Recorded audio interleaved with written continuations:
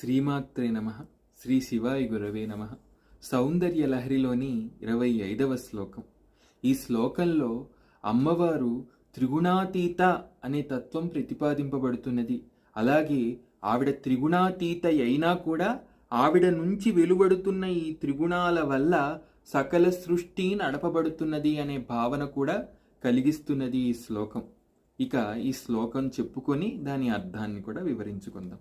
త్రయాణాం దేవానాం త్రిగుణ జనితానాం తవ శివే భవేత్ పూజా పూజ చరణయోర్యా విరచిత తథాహి త్వత్పాదోద్వహన మణిపీఠస్య నికటే స్థితాహ్యేతే శశ్వన్ ముకుళిత కరోత్తంస మకుటా.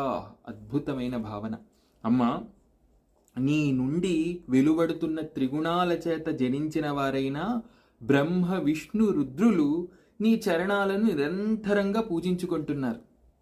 ఎలా పూజించుకుంటున్నారో ఈ శ్లోకంలో అక్షరాలతో కళ్ళకు కొడుతున్నారు ఆదిశంకర భగవత్పాదుల వారు.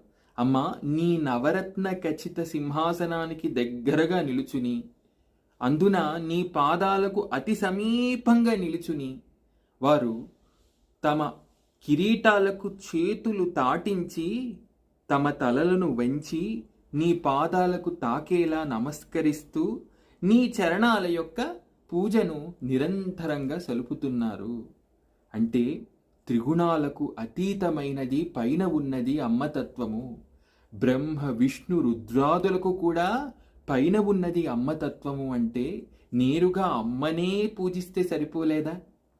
కాబట్టి అమ్మ సర్వ సామ్రాజ్ఞిత్వాన్ని మరొక్కమారు నిరూపిస్తున్నారు ఆదిశంకర భగవత్పాదుల వారు.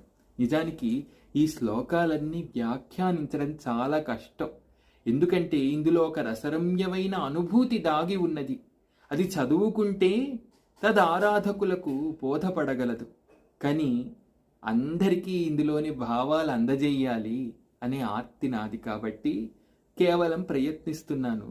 ఎంతవరకు సఫలీకృతుణ్ణి కాగలుగుతున్నానో చెప్పలేను, కానీ ఆ అమృతమయమైన అనుభూతిలో నేను నిలువెల్లా తడిసిపోతున్నానని మాత్రం చెప్పగలను. శ్రీమాత్రే నమః. శ్రీ శివాయ గురవే నమః.